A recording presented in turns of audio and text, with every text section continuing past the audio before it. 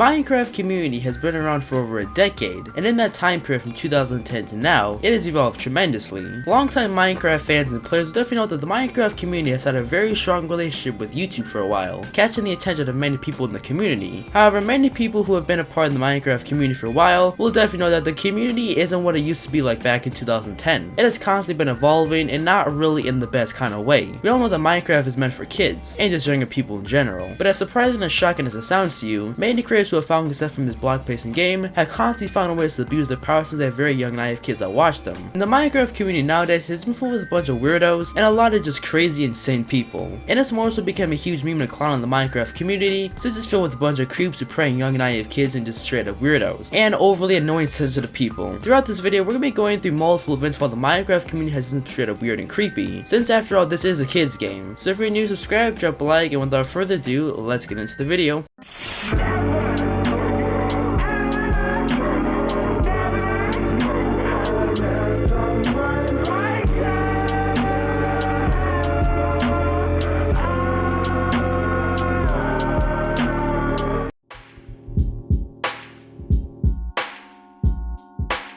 Skydoesminecraft used to be one of the more so OG Minecraft YouTubers that popped hard back when Minecraft started blowing up in the first place, which was around 2011 to 2013. He was a huge part of many people's childhoods, as many people loved his old Minecraft videos that he used to make with his friends. And on the outside, Sky seemed like a super genuine creator who loved his fans, and his old boy loved making videos for everyone. However, like I've already said on this channel, you can't really tell someone for who they are through a computer screen. On January 23rd, 2022, Sky's ex-girlfriend's name was Elizabeth, would make a tweet on Twitter reading it, "Dear Adam Darberg, aka No Nobody, as formerly known as Skydoesminecraft. I'm tired of letting you get away with this. The police know. Put the names down below since it will upload appropriately." In this document against Sky, it would be revealed by Liz, who is Sky's second baby mama, that he was a very bad person who abuses and physically and emotionally hurts other people. And she would go into great detail on how Sky used to assault other women and many other people around him, and even abuse their own pet that they had together at the time. She also goes on to say how he had manipulated her into stay inside for years, and she would even say that Sky actually sent nudes to multiple underage girls. You have assaulted and sexually harassed several women, even paid them off with hundreds of thousands of dollars just to protect your perfect little image. You paid a girl to keep quiet for years because you almost got her pregnant and didn't care. You sent news to young girls, but you never asked their age because you never cared. And she even also mentioned how Sky was stealing money from different companies, and also saying how suicidal and lonely she felt throughout this whole time. She would further go on and make a thread on Twitter, posting the messages where in them it shows Sky acting very crazy and not his normal self. And in one of the messages, Sky actually drops the N-word, and in some of the other pictures that she had posted a police report and it shows Sky in handcuffs, and she would even also say that he had threatened her with a knife before the cops came, and then when the cops showed up to the house, he acted completely fine. You were willing to generally murder people. I had dozens of these voice recordings of these threats, but you screamed at me and threatened me to delete them when you found out. The police wouldn't find about these recordings. And she even posted a video of her having a complete meltdown on Twitter, and the person recording her was Sky, and in the video he sounds completely unfazed like everything's just fine, when things are really not fine. Once Liz came forward with these accusations about Sky, this would then cause a whole bunch of more people to come out with their stories against Sky, even some of his former friends that he used to make videos with back in the day. Working at Sky Media was the darkest period of my life that I ever and probably ever have. Eventually, the constant gaslighting and mental torture nearly letting me kill myself, but I decided to take the situation in my own hands and quit and move on as far as I ever could. Even people like Anvin would then come forward with their story, and in Anvin's side of the story, he would go on to say that Sky started acting crazy and treating him like shit even as late as to 2013, which was around the time that Skydoesminecraft channel was blowing up. And of course, the entire YouTube community was completely shocked when this all came out, because like I already said, Sky was a huge part of many people's childhood when they were very young, and people often look up to Sky as their idol. Sky would then end up stop posting on his channel, and he would even go on to make an attempt to sell his YouTube channel for someone to buy. Now, obviously, no one's gonna buy this dead YouTube channel that create bones. And as of today, Sky hasn't came up with the side of the story. While if he was to come out and respond to all of this, his staying wouldn't really matter since all of his friends and anyone who used to work with him have all came on to show what kind of a person Sky really is. A horrible person that manipulates and abuses people, and even alleged to send news to minors. But if you guys want to see a more in-depth video about this, then go watch my downfall of Skydoesminecraft video if you want to. You don't have to, but you can if you want to. But anyways, without further ado, let's move on to the next section of the video.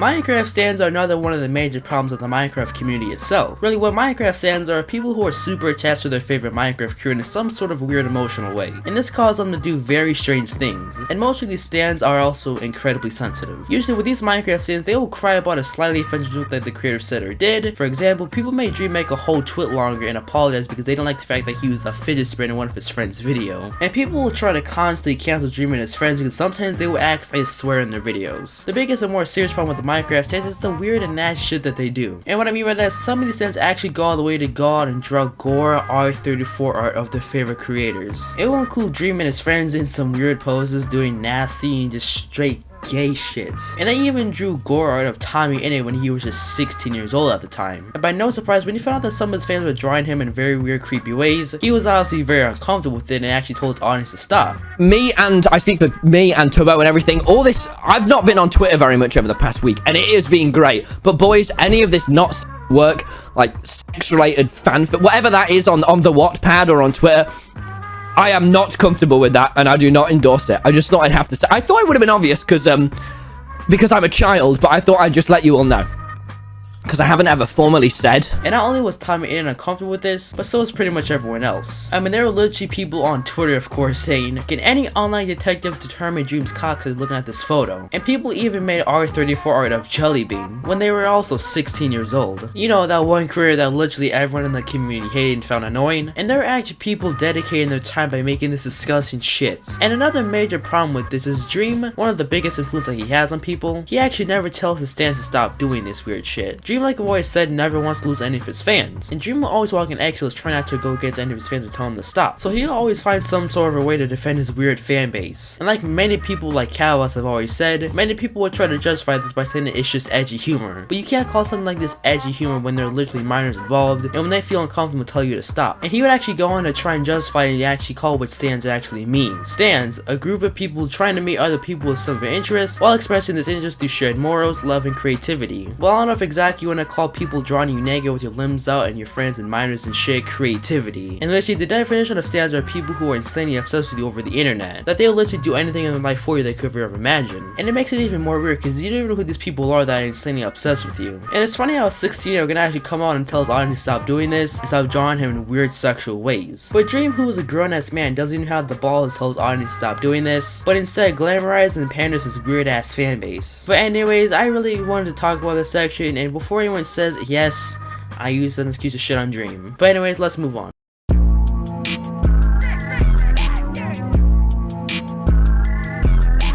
Lionmaker Studios used to be your average up-and-coming Minecraft creator that popped hard back in the day, making commentary let's play videos with his friends, and found himself gaining a bunch of traction for his entertaining personality, and had a fairly good reputation with the Minecraft community for a while, until September of 2015. On the 15th of September 2015, a drama video will come out called Angry Mother, Lionmaker asks Minecraft kids for nude photos, where in the video, Keemstar interviews a mother who had accused the Lionmaker of asking her 13-year-old daughter for nude photos, and she would actually say that Lionmaker knew the girl's age while he was texting her on Twitter, while he was about 27 years old at the time. So he jumped back to whatever the other one's called, Twitter.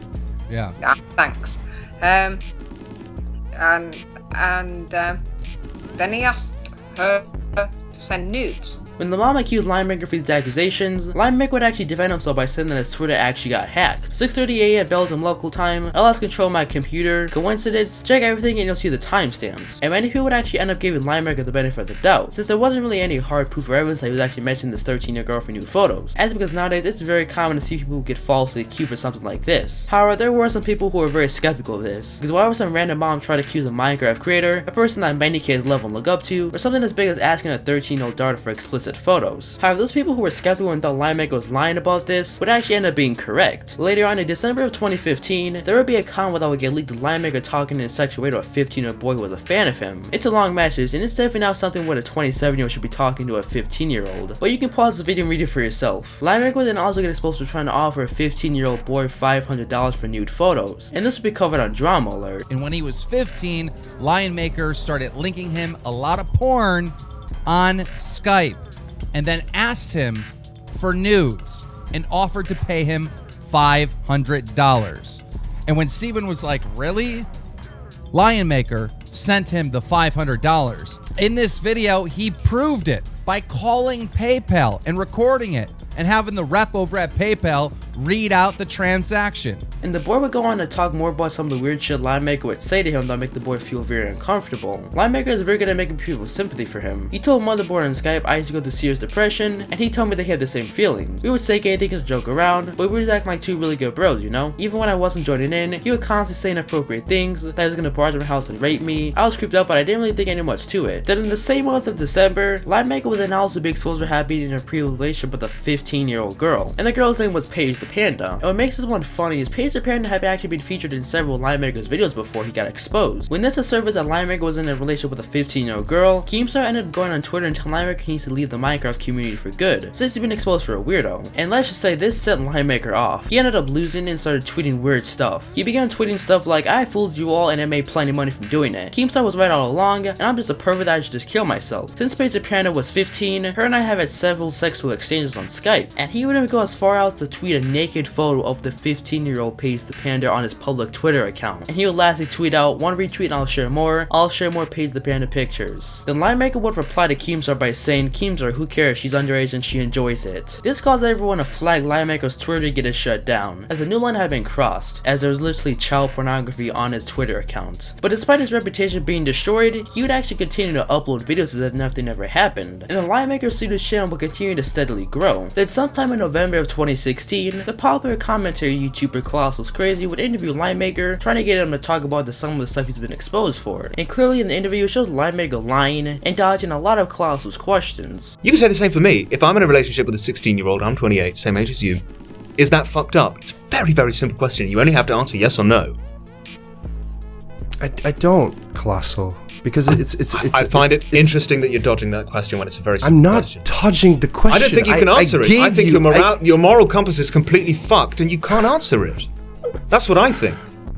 You physically cannot answer that question. Then eventually in January of 2018, the Linemaker Studios channel would end up getting shut down permanently. Then fast forward to December of 2018, Linemaker's ex-girlfriend Paige the Panda would end up giving her story about Linemaker. She goes on to say that she had been dating Linemaker since she was about 14 years old all the way to 17. And she would also say that she had previously taken Linemaker to court because he was super sexually and mentally abusive to her. Took him to court because for 3 years of my life we were in an online relationship.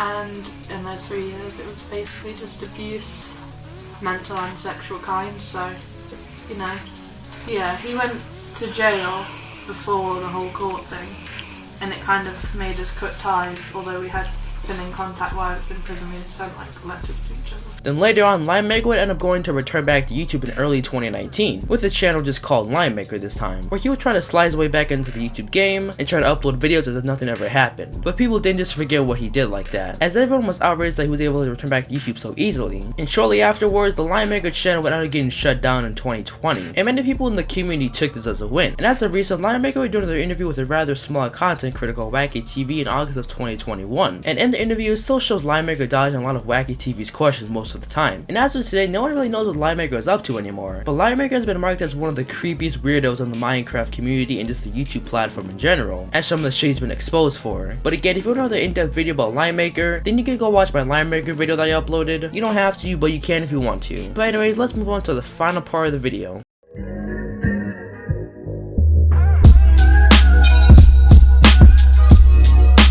Unlike most creators we talk about in this video, many of them used to be well liked by everyone in the community and had a good reputation before their downfall. However, Rainbow is a bit different. Rainbow was a Minecraft YouTube channel with about 50,000 subscribers, but the thing is, Rainbow has never really had a good reputation and has pretty much always been in some sort of a controversy. To start off, his first scandal he would find himself in would actually be about the YouTube channel itself, that being because the Rainbow YouTube channel was never actually his channel to begin with. The story goes that one of his friends ended up giving Rainbow access to their channel to help him grow it, but then Rainbow ended up taking the channel and using it as his own, and never gave his channel back to his friend. But no one really noticed at the time that this was a stolen channel, and it wasn't like Rainbow stole his channel to create actual good content. He would be ridiculed for his low effort content and him just making half-assed videos for the money. They were essentially just really shitty clickbait videos for people to click on to get him more views. And ironically, Rainbow would actually go on Twitter and make a tweet threatening to expose someone who's part of his community for being an alleged pedophile. But Rainbow didn't actually have any proof to back his claim up, leading many people to criticize Rainbow for this. But these criticisms against Rainbow weren't necessarily all that bad. as because he would get people to feel sympathy for him after he would stream about how he was basically on the brink of homeless, and Rainbow would end up receiving a bunch of donations from his young, naive fanbase. However, things weren't all that great, because on November 13th, 2020, there would be allegations that would surface against Rainbow for him being in a relationship with a 15-year-old fan of him while he was about 21 years old, and also saying how he drove this 15-year-old girl into severe depression. The Twitter against Rainbow says how he drove this girl into a bad mental state, saying that she had been mentally and emotionally and verbally abused by Rainbow, and also saying that Rainbow had pressured the girl for a nude photo. He would even try to get the girl not to expose him for the allegations he dug himself into, and it shows him literally begging the girl not to expose him. And when these allegations did spread and everyone found out, he was kicked out of the house that one of his friends let him stay at while he was running low on money. Rainbow would even eventually come out and make a response to everything, saying that he was sorry for what he did, and he would say that it was wrong for being in a relationship with a 15-year-old girl while he was 21 years old. I mean, no shit. But despite after all of this, he actually continued to make videos like everything was completely fine. But still to this day, commenters on his channel still slandering him for what he's done, saying how he puts absolutely zero effort into making good content. And as of today, he continues to upload on his renamed channel TP Tough to try and ignore all the hate in his past controversies that he dug himself into. But that's all I have for Rainbow, so let's move on to the final part of the video.